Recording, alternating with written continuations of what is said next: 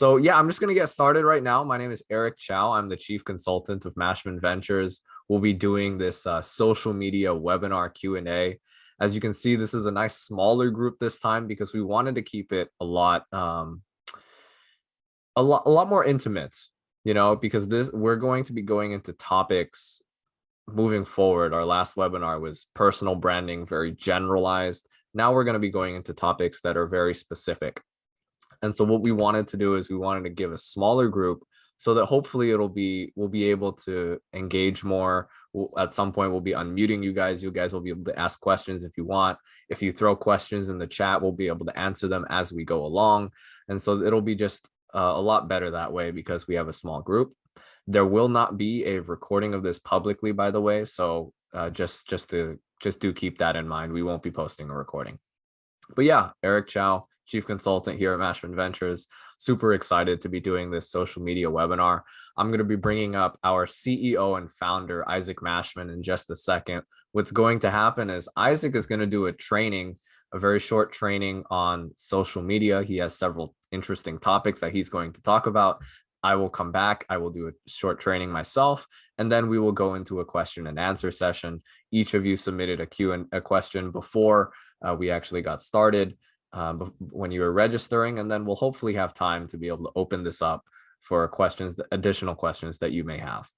So with all that being said, I do want to bring up our founder of Mashman Ventures, Isaac Mashman. This is a guy who, he was just telling me a short while ago about a new term that he invented called digital obscurity.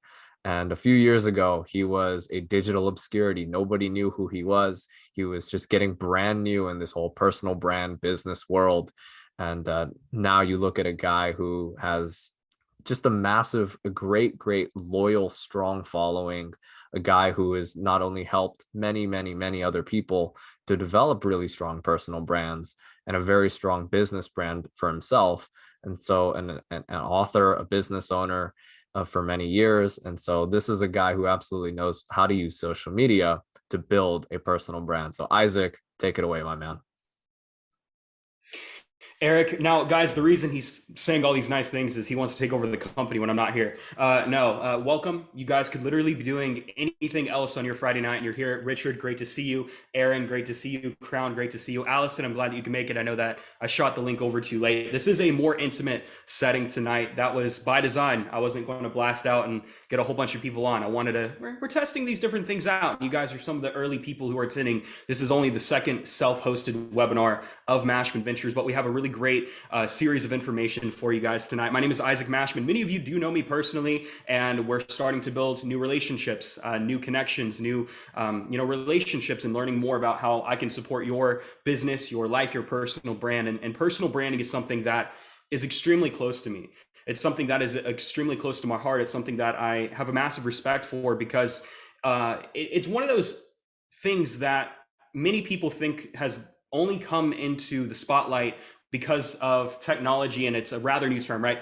Eric mentions digital obscurity. That's something that I created. That's a terminology that I literally just invented. But personal branding isn't something that was invented. It's not something that I invented. It's something that has been around for thousands and thousands of years. We had ancient pharaohs who stayed in power because of their personal brand. We had kings in London, in Great Britain, who stayed in power because of their personal brand, all the way back throughout history. And with that, we are now able to study them. We are now able to take and grasp that information and understand, well, how did that work? How did it work out for them? What did they do? What mistakes did they make? What ways could we understand their tactics and techniques, their political influences? And now in the 21st century, in 2022, come to the understanding of how we can leverage it to grow our own business, to grow our own reputation, our digital presence online.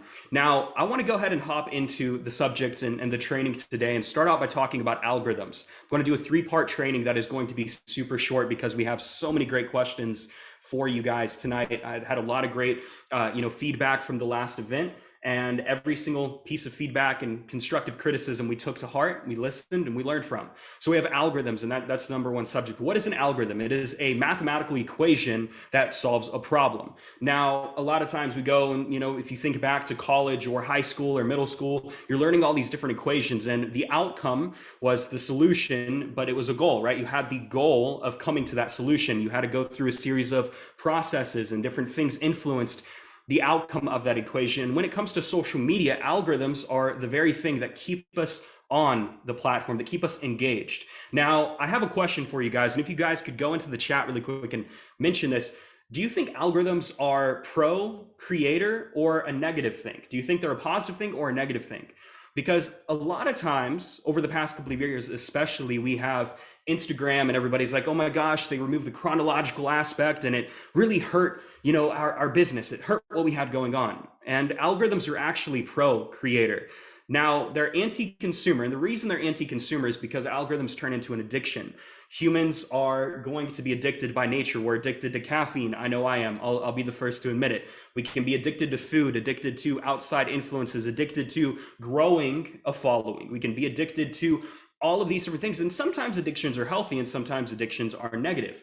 Now, when it comes to social media, from a consumer standpoint, why do you think people are going and, you have the watch time set on your iPhone and you realize you've been on TikTok for 4 hours or playing a video game for 8 hours and you're like, where did my day go? That is an example of an addiction that is harmful. It's not conducive. But from a creator standpoint, algorithms are the very thing that can actually propel you forward and help you, and to help you scale, to help you, actually get in front of new audiences and build and develop a stronger personal brand or a business.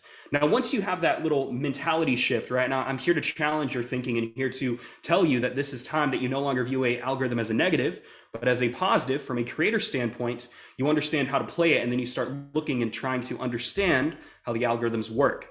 Every single social media network that you are on today has a different algorithm, but the goal is user retention. And why is it important for user retention? Because most of these social media platforms make money, and their business model is off of advertisements. Now, I'm here to talk about how you can actually grow following without running advertisements, which is extremely important. You don't have to buy your way into press. You don't have to buy your following. And if you want to have longevity, I actually recommend you don't do either of those things and you build it organically. It might take a little bit more time, but if you trigger the algorithm, and the question is, how do you trigger the algorithm? And that's based off of the content you create. Now, one of the pieces of content that I really want to push you guys towards is short vertical video. Right now, in this current moment on April 22nd, 2022, short vertical video is where most of your attention should go. Now, I'm not saying forget about photos. I'm not saying forget about, written content or audio or podcasts or any of the nature, but I'm saying that short vertical video is the number one thing that is going to trigger the algorithm. I've seen people on TikTok go from 800,000 to 20 million in a matter of 2 years. I've seen people go from no following on TikTok to 3.6 million in a couple of years. I've seen people gain 80,000 followers, 50,000 followers in a matter of 30 days. And I myself have grown a following on TikTok and other platforms as well because of short vertical video. That is the one thing that is going to trigger the algorithm, which helps you build out your personal brand and therefore enter into the realm of omnipresence. Now, omnipresence, when you're building out your personal brand, is your goal. It's the number one thing that you want to accomplish and strive for. I spoke about this briefly in our last webinar. Omnipresence, typically referred to talking about a God. God is everywhere all the time. Now, in the least sacrilegious way possible, you have to be omnipresent when it comes to your personal brand. This principle also applies to your business. You need to be everywhere all the time. You need to be easily discoverable. And that omnipresence is going to help you cement your credibility and stay relevant for the long term. And we've mentioned this to where if you only have your following on one platform, imagine if that profile, that account, that social media platform just burst into flames. We saw TikTok almost do that a couple years ago. And imagine all of your following is on one platform, but you don't have a following on the others. Your credibility is gone up in smoke. But by being omnipresent, now you don't have that risk, because even if one platform disappeared, now you have all these other platforms that are still holding your brand up. You might have lost a little bit of the attention. You lost a little bit of the noise, but in the long term, you're still strong. You're still going. And so by creating content, in this case, short vertical video, that is pro-consumer, from a consumer standpoint, right? You want to trigger that addiction. Now, this is when you enter into this moral and ethical dilemma, this conundrum of saying, I understand that I'm attributing to a addiction, but at the same time, you have to realize, how are you doing that? What is the intention behind it? And if the intention is pure, right, to educate or entertain or to do something that is positive for the person on the other end, and be like, hey, I want you to consume my content, but I also want you to apply the things that you're learning or that you're understanding, that's important. But by creating that viral content, right, there's a aspect of virality that content either has or it doesn't have. By creating that content, you're triggering the algorithms, which is attributing to the omnipresence that you are having. So it's a three-part system: content, algorithms, omnipresence. You have what you were focusing on, what you were creating, triggers the algorithm, and now you have an outcome, which means that you're going to be around and for a long time. Now, I want to give you a couple of different examples, and I'm going to pass this off to Eric. I posted let's see, it was the second ever reel from the company account on Instagram. Now, Instagram is one platform that has short vertical video. Previously, it was only photos, right? Instagram evolved from just a photo platform where people would post emo selfies of themselves and what they're eating for lunch, to creating content and turning into a revenue machine, right? A way to grow their business or grow their reputations, and hence the creator economy. Now you have influencers making hundreds of thousands of dollars through Instagram alone. But I posted a short vertical video, and it was simply skimming over a workbook that we are offering to our clients moving forward this year. And the views that it got on an account that has less than 200 followers on the company page got 10,000 views. I think 80 or so followers. Another example, I've recently posted short vertical video on YouTube in the form of YouTube Shorts. Notice how I'm posting not only on Instagram, but also on YouTube. I'm posting the same content without a watermark, but on YouTube, I've more than, right now, almost tripled my YouTube in a matter of 28 days, less than 28 days. And as I'm doing this video and as we're doing this webinar right now, I have one video that's actually starting to take off again. As soon as the algorithm's triggered once, it's going to be easier to trigger it again, and then again, and then again, and then again, because the algorithm and the platform is going to say, hey, people have engaged with this creator before. That means that they're probably going to do it again. And then from that platform, now I have Instagram, now I have YouTube, and this is the same thing for you. You're posting on your Instagram account, you're posting on your YouTube account, now you're also posting on your TikTok account. And I could take it a step further and say that you could also go to Facebook and post reels and upload reels separately. But now you have this diversification in content that is all triggering the algorithm, cementing your credibility, establishing an omnipresent personal brand. And at the same time, you're now nurturing and developing this community and this following, which is super important. Don't stay on one platform, diversify your content. And with that being said, I want to go ahead and pass this off to Eric, who's also going to do a training of his own. And then we're going to go and move into the Q&A session. Eric, my man, the floor is yours. Excellent. So absolutely. And as you are posting that content, right? As Isaac mentioned, as you are posting that content, what you want to start doing is make sure people are going to check you out. That means they're going to check out your profile. And that's exactly what I want to talk about today. So let me spotlight myself here, and I'm going to share my screen. I have a bit of a slideshow. These are basic points that I'll be sharing. So I'm going to start talking about two different things. One, I'm going to talk about profile basics, and then I'm going to move into building a strong audience. So remember, as you're generating content, your profile is going to be your first or your second impression. Most of the time, people are looking you up. You want to be easily discoverable, right? So people are going to look you up. The first thing they're going to see is your profile on various different social media platforms. When you meet somebody in person, the most important thing is the first impression. All of us understand the importance of that first impression: the way you look, the way you talk, the way you shake their hand, etc., the way you greet people. So your profile is going to be that first impression. Occasionally it will be the second impression when somebody saw a piece of content that you posted and they said, oh, this is pretty cool, let me go to their account. Or maybe you met somebody in person and they decided to follow you and you followed them. Your profile is your second impression in that case. Either way, when somebody checks out your profile, you need to make sure that you are somebody that others want to follow and connect with. There has to be something about you and your profile that makes people want to go, oh yeah, let me follow this person. Let me connect with this person. What that is, I can't specifically tell you because I think it depends on your brand. Somebody may look at your account and they may say, oh man, this dude looks so happy. I want to connect with happy people. Oh, this dude looks really like an expert at X subject. I really want to connect with that. Or, man, this person has a really interesting hobby in whatever, and I want to connect with like-minded people like that. They may be, this one's really thoughtful, this one's really excited, this one's really high energy, this one's really serious, this one's really curious, this one, it doesn't matter, whatever adjectives you'd rather use for your personal brand, that's what you want to make sure your profile communicates. And then you want to show people who you are and what you are about.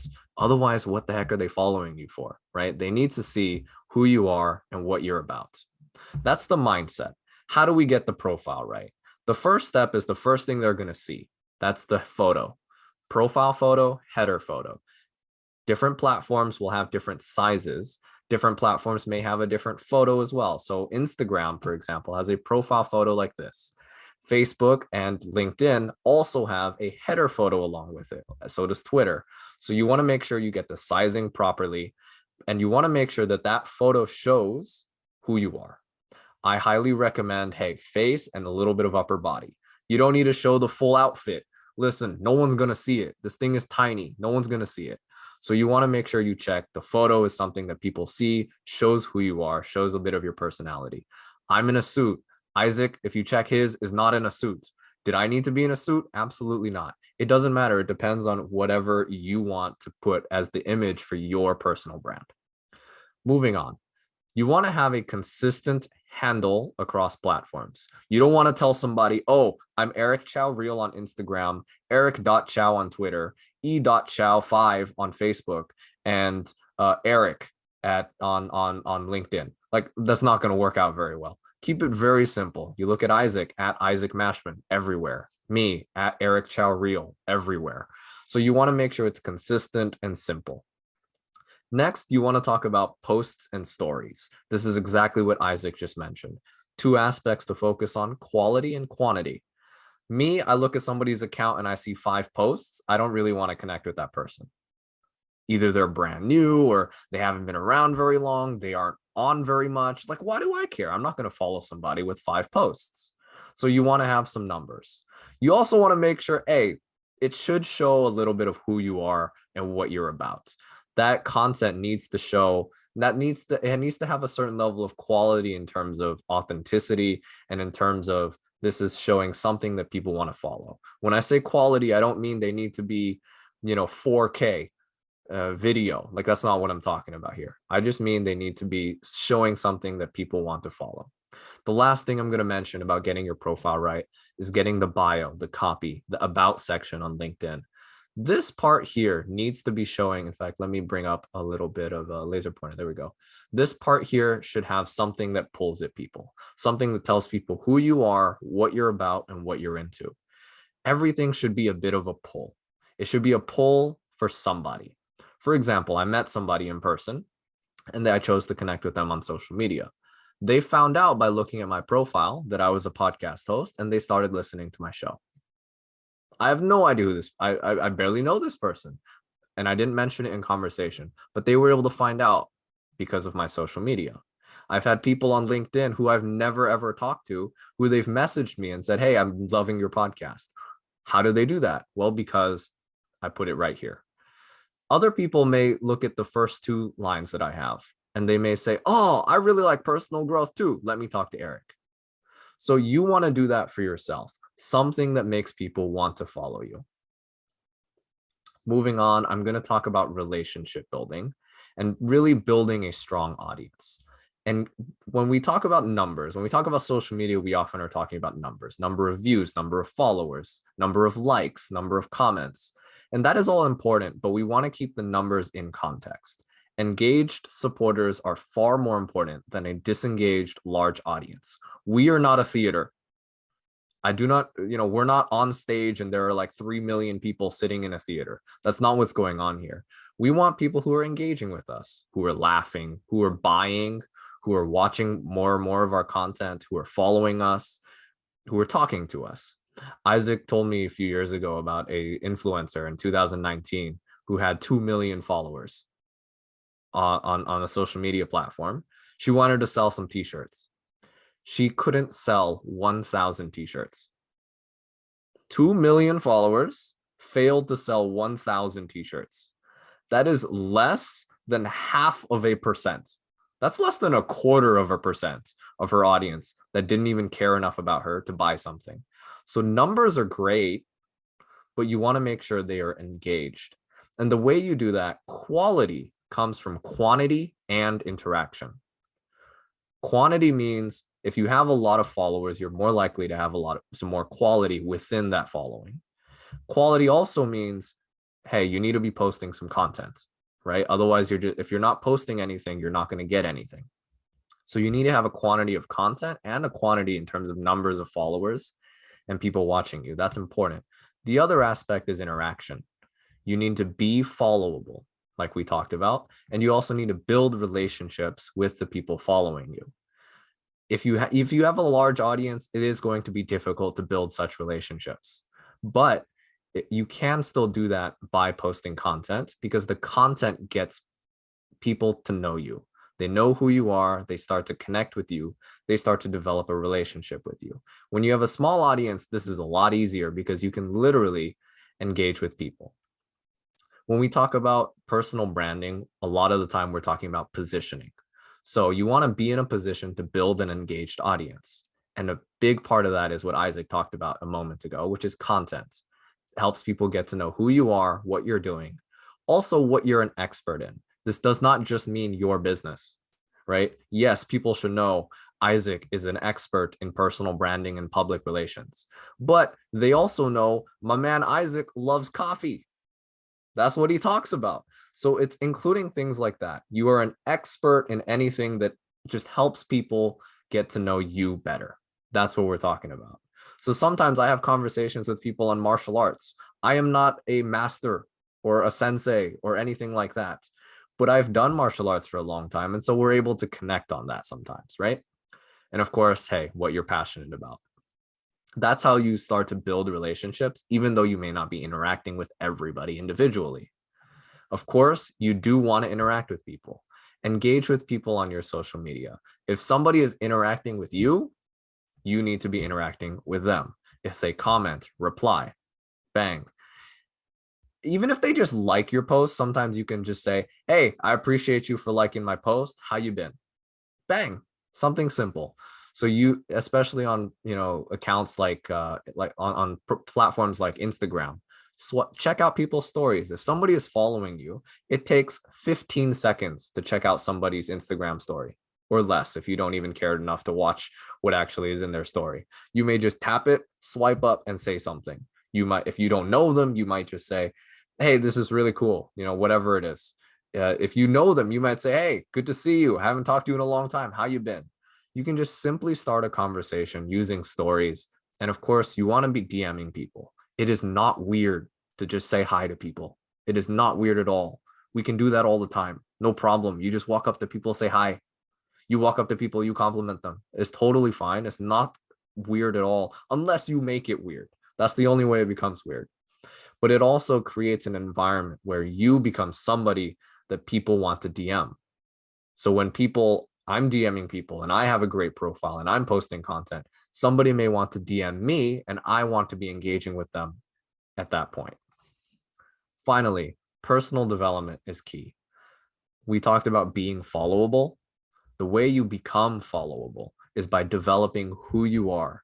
You should become more interesting, become a better version of you. And the better you do that, the more followable you are going to be, the more you are going to be somebody that people want to connect with and engage with. That's the end of my training. I'm going to pass it back to Isaac, and we're going to go into our Q&A. There we have it, Eric. Excellent training, my friend. And let's go and leave you spotlighted as well. Okay. Yeah, because I might go ahead and bring you up for a couple of these questions. Man, excellent training. And a great example of this is you're strengthening a relationship, right? Last time in the very first webinar we did, and something that I always give it as an example in any training is you take somebody from being a complete stranger, completely cold to you, to becoming a follower. And then afterwards, that follower relationship moves into either a friend or a fan, and then a best friend, and then somebody that you view as family. And the more you learn about somebody, the more you relate to them, the more you trust them, the more you like them, the more, you have more topics of conversation. And a great example of this is Eric and I have been friends since 2019. And I'm still learning more information about this guy. Like I'm learning more things about him. One of them is chess. And I hate to bring up this example because now I have to admit that I suck at something that Eric is better at me at, which is chess. Like we've been playing and I'm like, man, I'm getting my butt whooped because Eric has been playing longer. He's studied it more. But now we're able to have a conversation and develop our friendship that is extending past just our work together to where now it's like, we might be building a business together, building and hosting these trainings, but now we're able to play chess together or talk about food because he's a massive foodie. It's just those different things are different pillars of rapport, different pillars of a relationship. And so excellent training, Eric. I love that. And now I do not have a list of 30 questions, but I do have a list of 10. And we are getting to every single one of these today. And I'm actually taking notes and I'm like, man, Eric, like, this is actually really good. I'm taking notes from Eric right now. The master becomes the student, the Padawan in a unique sense. So number one is, which social media platform do you think is best for corporate communications? And I really love this question, and I can answer it and say simply Twitter. Twitter is the best platform for corporate communications. Whenever you have a corporation, you have a company, a great example would be Wendy's. Wendy's, the fast food chain, is known for being notoriously smart aleck and just sarcastic, right? You have the person behind Wendy's. I'd imagine they probably get paid 10 times what a normal social media manager makes because of their personality. They're able to kind of grow the personality of a brand through the interactions, and Twitter is a great platform for that. And on top of that, you do have other platforms that have their place, like TikTok, for example. Do you know Vimeo? Vimeo, the media platform, the video competitor. I wouldn't even say competitor to YouTube because there's no competition, but Vimeo recently created a TikTok account. And I'm like, this is the last thing I thought I would ever see. But now, they're building out their corporate presence through TikTok. So every platform does have its own place in the market because there are different algorithms, different use cases, different kinds of content, different psychologies of how users interact on platforms. But to sum it up, Twitter would be number one because it's the quickest. You're able to just have a quick corporation that just makes a quick tweet that's like, whoa, Netflix has done that and it's gotten them into some hot water recently because they used to say that password sharing was key. And now they're like, we're going to crack down on every single household that shares a password. It's so, corporations got to be careful. What social media platform do you feel is the hardest to get engagement on? Without a doubt, LinkedIn. LinkedIn is a beast when it comes to getting engagement. It's such a pain. But once you get the momentum going on LinkedIn, and how do you get that momentum going? Well, you have more conversations. I personally have thousands of direct messages on LinkedIn, and they're not even DMs, they're sales pitches. But in order for people to engage with you on LinkedIn, you have to actually start building out the relationship and say, hey, I want to build out my referral network with you. And then now you spark their interest because you're talking money. But a great way to actually get engagement with people that you didn't even know you were connected with is LinkedIn polls. LinkedIn polls. So you are actually able to go onto LinkedIn and make a quick poll that says, hey, do you invest in cryptocurrency? Yes or no. And if I was to check the number, and I just did this poll yesterday and I checked it this morning, I had 1,500 views on this poll and like 50 different votes. And every single person that voted, I knew a couple of them, but it's like LinkedIn's one of those platforms you're not going to know with every single person you connect with. But now I'm getting this engagement from people that I didn't have any association with previously. Now they like one of my posts, they do one of my polls, and now the algorithm is going to say, hey, they interacted with this user. Let's promote them again and again and again. So you do things that trigger the algorithm. So now you can be put in front of that same person. And the more they see your face, the more they're going to trust you, the more they're going to like you, the more they're going to associate a certain skill set with you or a certain trait about you. For example, a piece of content can do three things. It can educate, entertain, or inspire and motivate somebody. And with content, you can actually do all three of those things through your personality. And so go ahead and take note of that really quick. It doesn't matter when you should post your content, or should that be based on the audience? It should 100% be based on the audience because,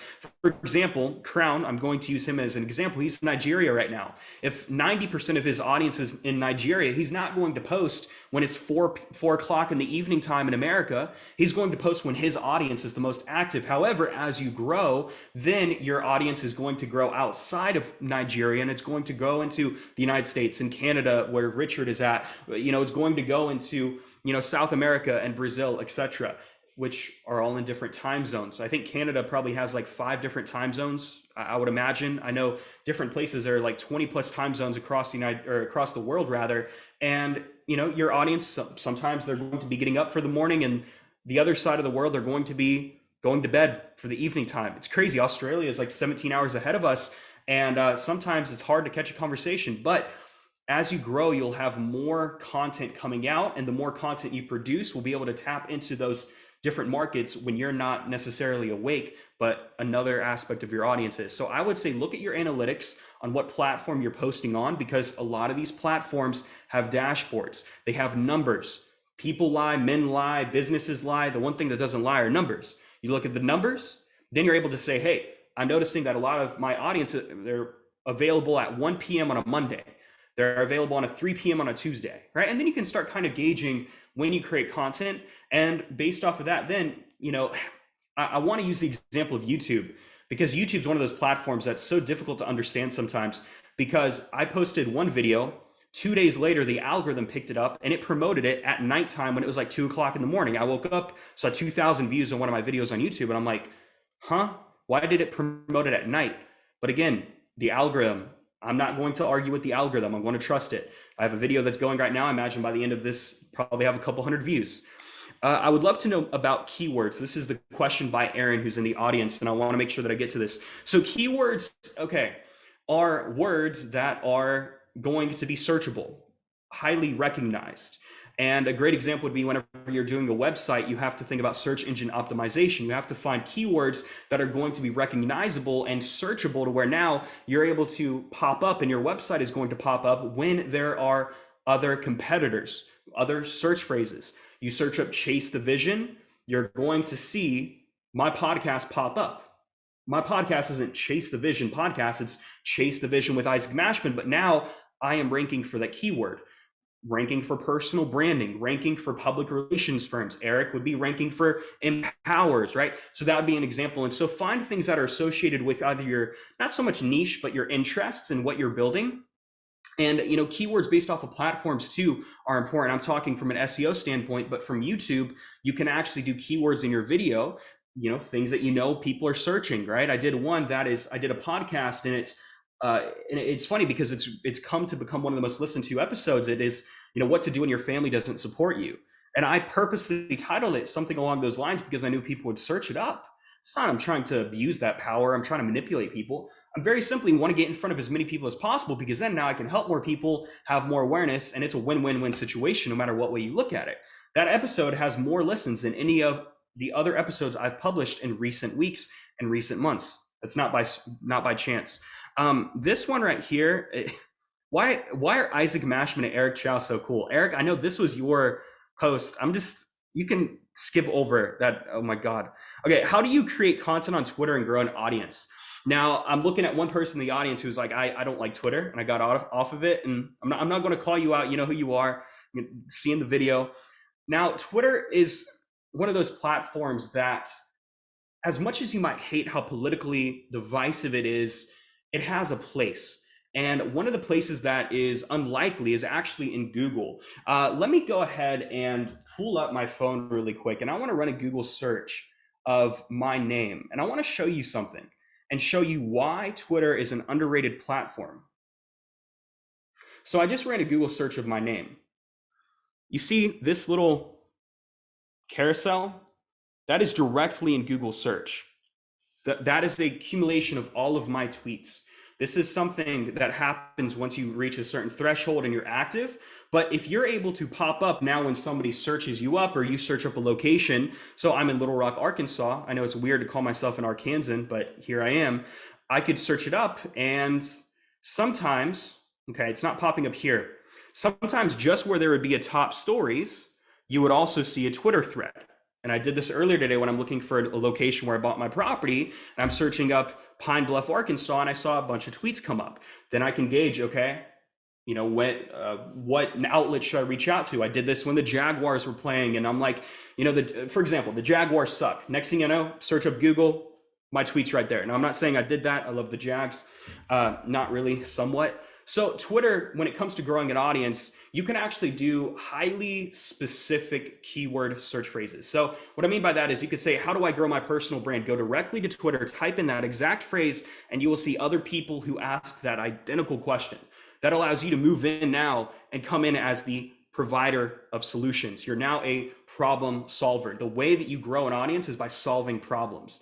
And that is how you can grow an engaged audience. Or you do a tweet that is super simple but highly engaging, right? That is super viral. It has a viral aspect to it. And that could be something controversial. You know, it's funny. If you say the best kind of steak is medium rare, you're going to have all of these people flock to you, and like everybody wants to engage and get their voice and opinion out there. So you can actually do things and take steps that are going to spike the engagement. I did this recently on my account. I said, which is better, steak or sushi? And all of a sudden, these people who never engage with any other post, now they want to get their voices heard, and here they come, and now they're opinionated. So something to keep in mind. So is it better to schedule a time to post on all social media, or just focus on building one at a time? So this goes back to omnipresence. What do you think?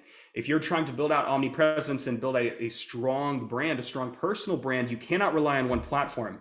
Now, I'm not saying you're spending all of this amount of time trying to build up every single social platform, but it's as simple as you're posting a video. Now you can go ahead and post that same video on TikTok, Instagram, Facebook, and YouTube. It takes you an extra 3 minutes, but now you're able to get X number of views on this platform, X number of views on this platform, and now you have the chance of going viral on 4 places versus 1. You're making and taking advantage of the tools that the social media gods have created for you. Take advantage of them, post more places. And when it comes to the schedule, I'm not somebody who's super hyper specific and say, I'm only going to post on this because the analytics said people are more engaged.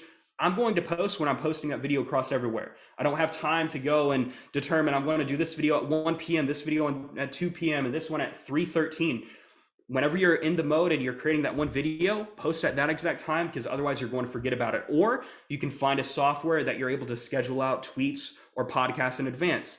That's something I've started doing with my podcast, because otherwise I'm going to wait until the night before to do the podcast episode. And I'm like, great, now I'm up at 12 o'clock trying to record this. Or I can record in advance and have it scheduled out a week. That's one less thing on my plate, to where now I can focus on other things. Social media should be something that you implement into your life as second nature. It shouldn't be something that takes up and, it ruins your time because now you don't have time to do anything else. Or it's not that you don't have time, you're not prioritizing it, and you're not in the mindset of a creator. It takes 30 seconds to pick up the phone. And this is an example I always do whenever we're working with clients. I'm like, just hold up a phone and literally record yourself and say, here I am on a webinar, piece of content.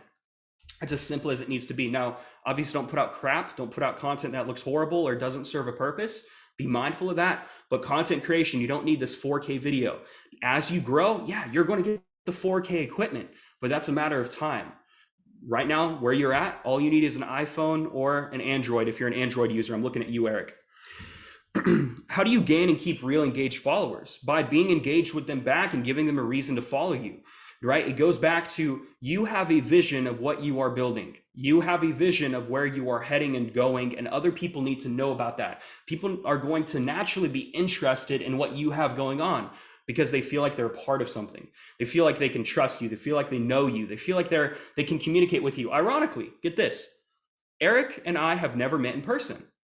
Ever, never. We're going to be meeting in person later this year, but I felt him enough, knew him enough, and felt comfortable enough to bring him into my business to where now I'm hosting a webinar. And if you guys know me, you know that I'm very picky. I'm a zero equity kind of guy. Like, I don't want anybody to have equity in any of my businesses, but I feel comfortable, having somebody directly associated with me.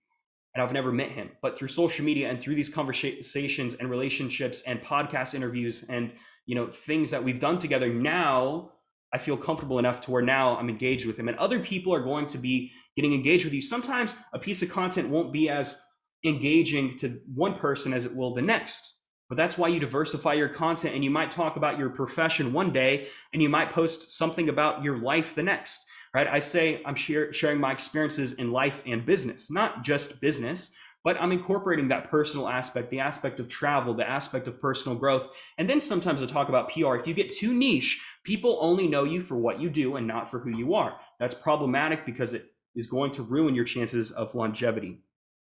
How do you write captions for social media posts in a way that captures attention and gets people to engage? Looking at you, Richard, this was your question, and it was like one of my favorite questions, actually, because it's something that most people don't take the time to do. It's the same thing as writing up a description for your podcast. You could either do one really quick caption and really quick thing that's like, Today I talk about stubbornness. Today I talk about public relations. Or you could say, hey, this is the reason why I'm talking about it. This is what I cover, and this is what you're getting out of it, right? Who, what, when, where, and why. The phrase in school that everybody taught that you're like, hey, in your story, who is the main character? What is the focus? What is the purpose? When does it take place? Why does it take place, etc.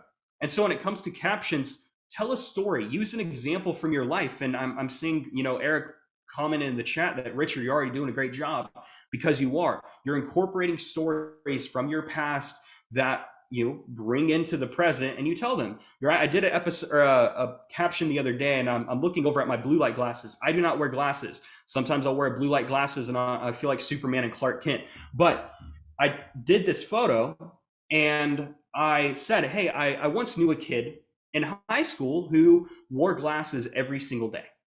And I don't know where this story came from in my mind. I don't even know any of that, but I was thinking about different content ideas, and I was like, asked my girlfriend, I said, hey, can you take a photo of me? She's like, all right, cool. And 100 photos later, we finally got one I liked. And no, I love her to death, but I'm very picky. There's a level of perfectionism, and then there's a level of like, can you get my good angle? But when it comes to that caption, I wrote and I said, I knew this kid who wore glasses, and then come to find out senior year, he took his glasses off, and I was like, Amonte, like, what are you doing, my man? Like, didn't you wear glasses? Do you have contacts? He's like, no, I never needed glasses. I'm like, what? You've wore them every single day for every time that since I've known you for years. He's like, no, I wore them because they made people think I'm smarter. You're kidding me. But I mentioned that story in a caption, and a lot of people are like, seriously? And then I mentioned and incorporated a study, and I'm like, hey, based off of the University of Cologne, people have said, that wearing glasses can actually help a political candidate win an office. Now I'm educating somebody, I'm entertaining them, and I don't quite know I'm motivating or inspiring you in that post, but I'm at least doing two of the three, which is educating and entertaining. And that's how you do an engaging caption. Tell a story of your life.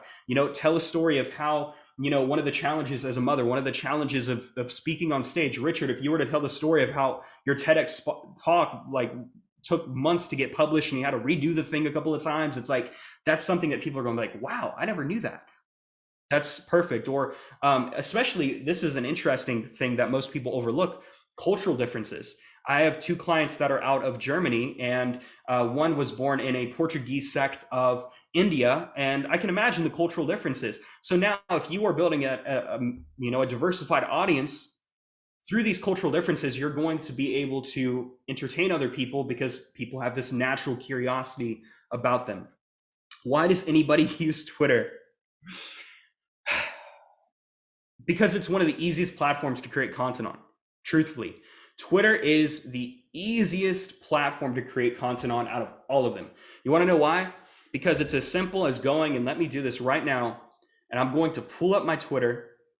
I'm going to click on that little plus, and then I'm going to type in coffee. Okay. See that right there? A little coffee cup. And tweet. That is as simple as a piece of content needs to be on Twitter. Now, obviously, you don't want to do that all the time, but people who get it will get it. Or you could say a quick thing of a quick challenge, or make a quick thought if you have a quote. And whenever I was going through and I was looking on outlets to get my quotes featured in at once I was publishing my book, I went through Twitter and I'm like, what are some of the best things that I've said? Some of the most highly interactive and engaged tweets that I've ever tweeted. And I took those and I made them into original quotes because they were original thoughts. And another example is, I have not spent one penny on Twitter since I created my profile in 2017. The other day, I went and calculated all of the different impressions and engagements and such that I had on Twitter. And since 2017, I've received 28 million impressions. 28 million. That is more than a lot of European countries and their populations.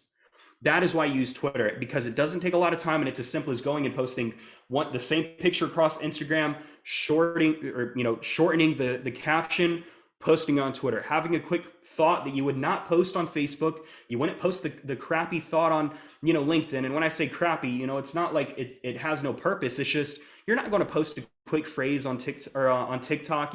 TikTok, you have to have a video behind it. And so Twitter is that place that allows you to connect with celebrities, to connect with an audience on a quicker level, right? Twitter used to be only used for trying to get the attention of your favorite celebrity. Ironically, it's evolved into this hyper political platform that's been in the news a lot lately, but it shouldn't be overlooked. And that is the final, actually, I take that back. There is one final question that I got. How do I engage with more people across the country? And this comes from Ben Gardner of Big Ben's Bagels. And I'm glad that you were able to make this, Ben, because I know I literally just called you yesterday. I was like, hey, how's it going? So when it comes to engaging with people, understand where you want to plant seeds. Where do you want to plant seeds across the country or across the globe? And based off of the idea of location, for example, I know that we're moving down to Fort Lauderdale or maybe Tampa, right? We're considering Tampa later this year to move to. And I'm going to be going on Instagram and LinkedIn and targeting people based off of location. But now what I'm doing is I'm actually planting seeds. On LinkedIn, our business is based out of Miami. I've started going and specifically inviting followers that are, or people that are in Miami to follow the business page. And because now I'm growing that little sapling, I'm nurturing that seed that I planted. And you can get highly targeted, super, targeted with where you want to build out your reputation. Russ, the artist, I don't know if you guys have ever listened to Russ's music. He has a great book that's called, It's All in Your Head. I actually just read that recently. Russ, when he was first blowing up, he looked at his analytics on SoundCloud and he said, the majority of my audience is in this town, is in this city, is in this city. So what did he do? He specifically toured those different places. And then those cities were the places that helped him blow. He knew that he would have a fan base there. So he went there. He knew that, he'd have people to come to a show. That's what you need to do. So you can target the location. And then also, whenever you're traveling, you can use the location tag. So let's say I travel to Quebec, I travel to Ontario, I travel to Lincoln, Nebraska, or anywhere else, and I'm there. I can use the location tag in stories. I can take and use the location tag in a post from my experience. And now my post, my story is going to come up when other people are searching Lincoln, Nebraska, or Quebec, or Ontario, or San Francisco. So it's all, again, but that is leveraging the algorithm. Notice how every single thing that I've mentioned ties back to the algorithm. All these platforms are different, but these algorithms are here to serve you, and content is the way that you help and you let the algorithm serve you and grow and become omnipresent and strengthen your personal brand. And every single thing that I've told you applies to your business. And that is all of the questions. And we're actually making really great time. We're actually 9 minutes ahead of schedule. Eric, do you have any thoughts that you want to add after the fact? No, sir. What I want to do right now is, since we do have a couple minutes, if the rest of you guys do have questions, we can definitely just throw them in the chat. Anything that's, especially as we've gone through different subjects, there may be follow-up questions that you may have. If you actually want to unmute yourself, you can reaction and kind of just raise your hand, and we can definitely unmute you and you can ask the question that way. Or if you prefer to type, that's definitely okay. But okay, Allison, let me unmute you. Go ahead. Okay, so back to the vertical video. Are you talking about, in addition to recorded videos, that you upload live videos and reels and things like that to work just as well? Yeah, absolutely. And it's funny because, horizontal long form video that you would traditionally see on YouTube, it still performs great and it's still important, but it doesn't trigger the algorithm nearly as much. That's more for a video that you're doing a lot of promotion on, or you already have an established audience. But if you're trying to establish that audience and even grow it or go on the trending page, I've seen creators recently on the YouTube trending page that I've been supporting for a long time that have never trended before start to trend because of shorts. And so I would say do both, but what you can do is you could take and make a compilation video of all of your shorts and turn it into a long form. There are a variety of different things that you could do with that. But 100%, I would do, separate videos. So you do long form and you do short form. If you have a podcast, also do the video version of the podcast. And that's another long form video that wouldn't really be turned into a short. But yeah, great question. And I would also, if I can just add something really quickly, a lot of YouTubers I've seen have taken their long form horizontal video and figured out how to get a nice looking vertical video and just take a nice clip that's got a bit of a viral nature, that's got a bit of a, hey, you don't actually need full context to be able to watch this. And so they've been able to actually figure out, how do I get a nice looking vertical video? Sometimes the proportions may be a little weird, so you want to make sure that it does look good in vertical. But other than that, you can definitely find a nice clip. Okay. Hopefully that helps. I have one more question too, if I Sure, go ahead. For the the Twitter business, for you to get a carousel showing up on Google, do you have to have a lot of engagement with your tweets, or can you just tweet out and once you've built up a lot of content on there, it still shows up? So that is also there are different factors that come into play with that, such as do you have a unique name, right? And what is the name of your account? For example, my name is Isaac Mashman. It's like there isn't another Isaac Mashman that is necessarily competing with me. So Twitter is going to be able to say, hey, this is the Isaac Mashman account. Let's go ahead and recommend it when people search Isaac Mashman. That's what Google is going to be looking for. Google is going to be looking for that association. And so as Alyssa Rodden, or how do you pronounce your last name? I want to make sure I pronounce it correctly. It's Rodden, yeah. Rodden? Okay, cool. Okay, beautiful. So with that, are you competing with other Allisons? And so that's, again, that's a part of the reason why you need to make sure that every single social media outlet, you have the same exact handle, because there's no confusion, not just for people when you say, hey, go follow me on this account and this account, but it's also for the platforms. That's the deeper, behind the scenes, like Google is looking for the same characteristics for multiple accounts to associate it with the one person. And so I would say that whenever you create a Twitter account, make sure the handle's at Allison Rodden if you can, and then tweet a bunch. I would say tweet a bunch. Like I would say you need to tweet like 100 times in the first week, and then continue tweeting at least a couple times a day, because if you do not keep up tweeting, the carousel can actually disappear. When I wasn't tweeting, the carousel disappeared. My Twitter still popped up on the first page, but the carousel wasn't there. But the carousel is really important whenever you have a lot of people searching you, Googling your name. But it's one of those things that's going to take time. 100 times in 1 week. Look, I know it sounds daunting, but if you were to just go throughout your day, come up with a bunch of these crazy thoughts, or come up in the drafts, or you schedule them out ahead of time. I know it seems like a lot, but get in that creative space. Within 30 minutes, you'll have 100 tweets. I promise.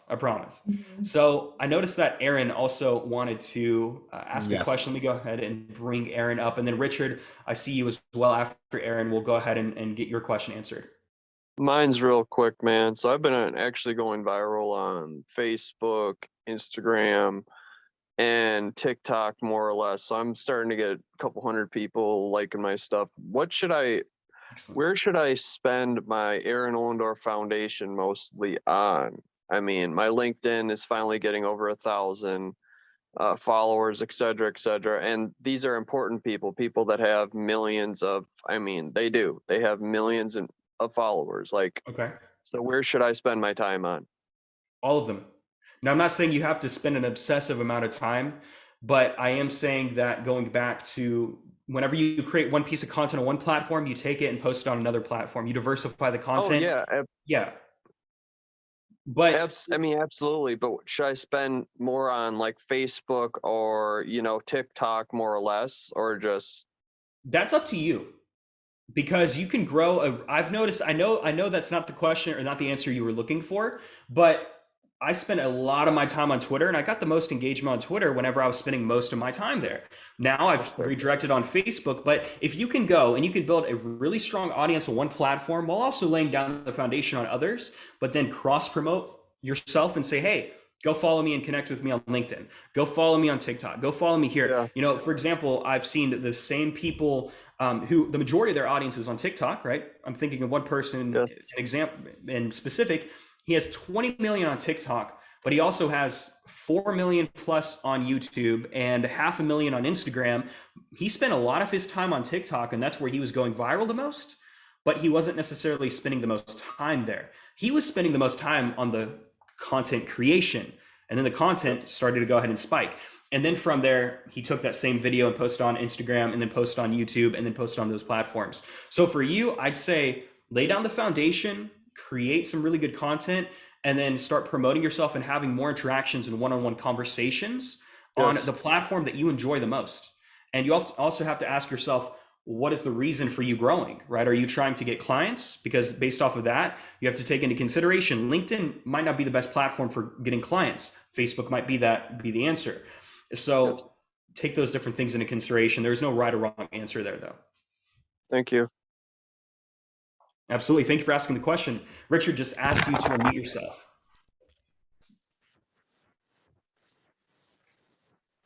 Richard, I don't think we can hear you yet. Your mic may not be on. Yeah, I'm like, wait, what? Now? There we go. There we Yes. go. Okay, I just took off my all good. Thanks for running this. I had a quick question around the short vertical content that you had mentioned. Is there a specific editing software that you use to create reels and that sort of thing? Because that's like seems like a simple question, but it's actually a barrier since I don't know how to do that. So I'm just curious if you have a process for editing those types of videos.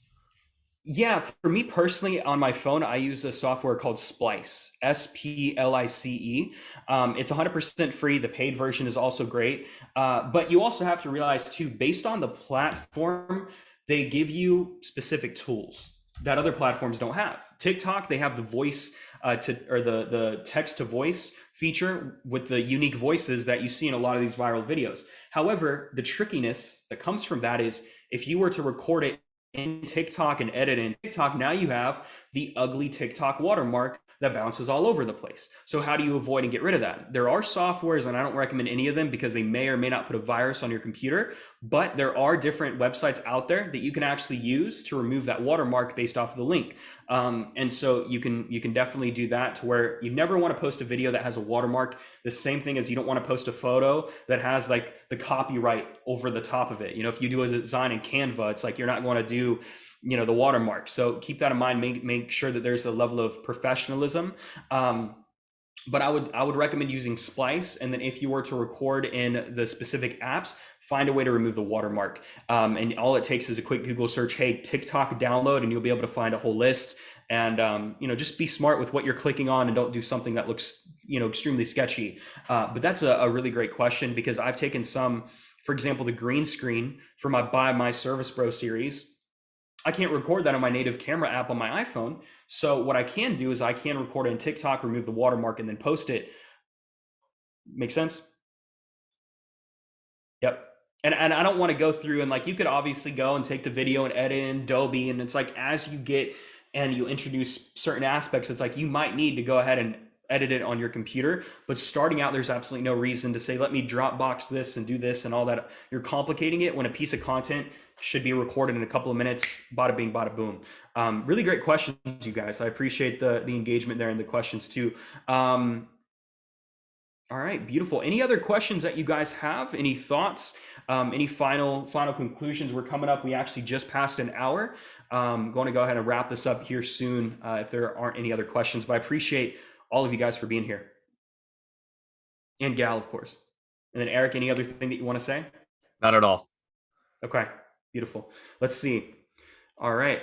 Allison, Aaron, Mr. Ben Gardner, Crown, massive respect for you for coming on at 1:30 in the morning. Massive respect. This is the second one that you've been on here. Kiwan and Richard, of course, grateful for all of you. You're going to be receiving an email in about an hour that just says, hey, what did you think? Do you want to book a call? And it's also going to have a link to my book. I would recommend that you grab this. I know I'm not doing sales pitches. I hate the webinars that you come on and it's just a pitch fest and there's no value. And that's the opposite of what our intention is. But I would recommend you grab a copy of my book if you have not already.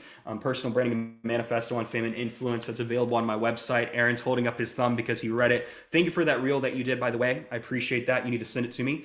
And anything else that we can do to provide value, any additional questions, reach out. You all have our contact on social. And I would also ask that you follow us on the Mashman Ventures company page across all socials and subscribe to the company YouTube channel. It should literally everywhere, Mashman Ventures. And with that being said, Eric, I appreciate you doing your side of the training, my friend, and making this event a success. And for all of you taking the time out of your Friday nights.